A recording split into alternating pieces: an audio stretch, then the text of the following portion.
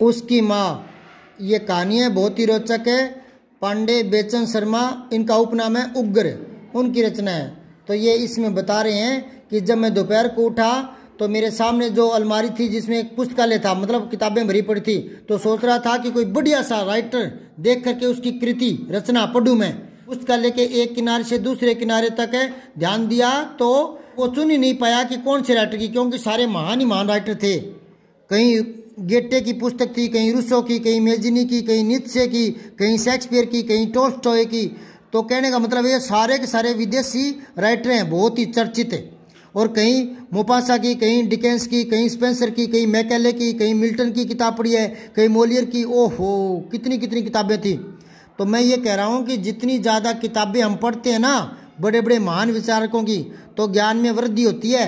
तो फिर हम किसी भी बहस में शामिल हो सकते हैं और बड़े बड़े लोग भी हमसे हार मान सकते हैं, क्योंकि ज्ञान के आगे हर किसी को हारना पड़ता है। इसलिए कहा जाता है किताबें हमारा जीवन साथी होती है, और किताबों से मोह लगाओ, किताबों के संपर्क में आओ, महान विचारकों के विचार पढ़ो, महान विचारकों की जीवनियाँ पढ़ो।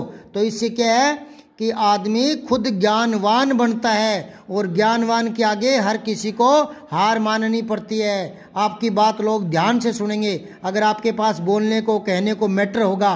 और ये मैटर कहाँ से आएगा? बड़े बड़े विचारकों के विचार, उनकी जीवनियाँ पढ़ने से।